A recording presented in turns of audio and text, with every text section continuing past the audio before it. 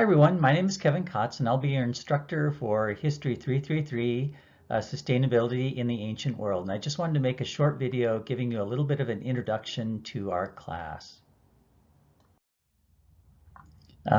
First of all, I just wanted to tell you a little bit about myself. So, as I say here, in a previous life, I ran a medical lab at the University of Michigan that focused on Alzheimer's and Huntington's disease. So I have a little bit of a scientific background, which actually works out pretty well for this class.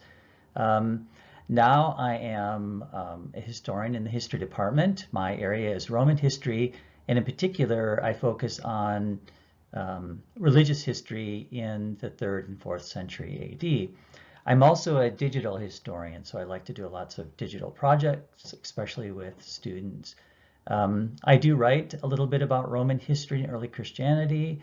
I also present at various conferences on this particular topic.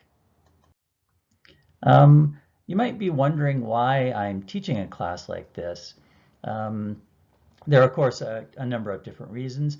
One is that a number of years ago, I wrote a small grant to convert my History of Ancient Egypt class into one that focuses on sustainability. And so I got the grant and did that over the summer in 2014. And then since then, I've been teaching that particular class with the focus on sustainability. And with our new major, I decided to make a new class focusing totally on sustainability in the ancient world. I'm also interested in all of these debates that are going on climate change, the impacts of possible climate change on the planet, not only man-made, but maybe natural climate change as well.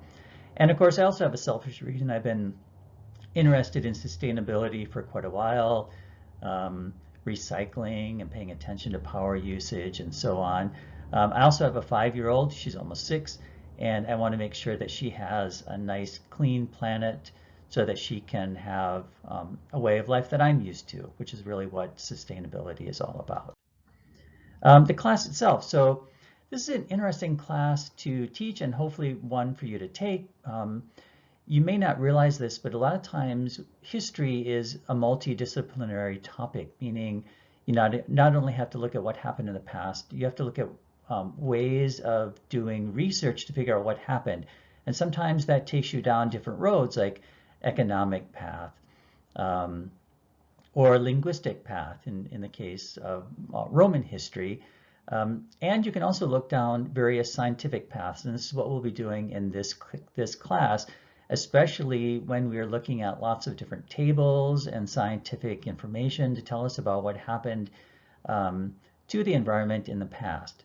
So in this particular class, we're going to look at how history and sustainability intersect.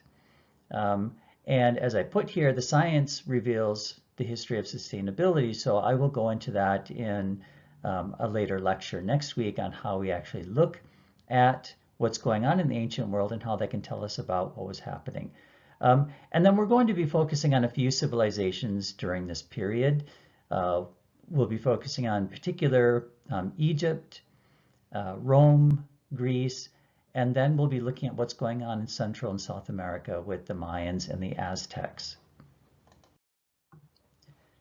In terms of the way I've set up the class, so we'll be doing a few discussions on the readings that I'll have you do. I've got a few quizzes. I think I've got 3. There's no midterm or final in this particular class. I will have you do a project at the end, which is a reflective essay due in final exam week, about what you've learned and how you might be able to apply that to the modern day. We'll also be doing a few digital projects. So you might be wondering why we're going to be doing digital projects on a class in ancient history. Well, one of the reasons for that is I would like you to walk out of this class knowing something about sustainability in the ancient world, but I also want you to walk out with some tools that might help you with future employment, like making web pages, making podcasts, and making videos. There's a number of reasons why I do that. One in particular is that this is what employers are looking for, and it doesn't matter what your major is. It can be history, economics, math, whatever. Employers want you to be able to solve problems and work in the digital world. So in our class, we're going to make a web page, and we're going to be using Adobe products because they're free to students. So we're going to be using Adobe Spark Page, which is a really beautiful setup. We'll be making podcasts, and that will be using Adobe Spark Video to use. And again, these are fairly easy products to use. And then I'm going to have you do a video. Now, we will be writing in this class, and so what you're going to be doing is writing essays that will then be turned into these digital projects. So you'll have your podcast. I'll have you write a research essay, and then you can read it for your podcast. The video will be the same. I'll have you write a slightly longer research essay on a topic of your choice, and then I'll have you make a video to that. Now, what this means is that your research for this particular class will be public. And I do want to put a little note here. You don't need to put your name on your Spark page. So you don't have to say History of the Ancient Romans by Kevin Kotz. You can just give it a title. All you need to do is give me the URL, and I will talk to you more about that the closer it gets to creating these digital projects.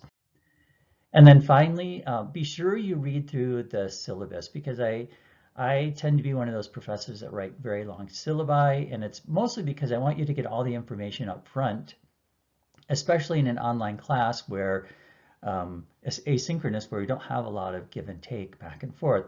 So be sure you look at the syllabus, which you can find in Blackboard, and let me know if you have any questions. You can certainly send me an email, and I'm usually pretty fast at responding to emails.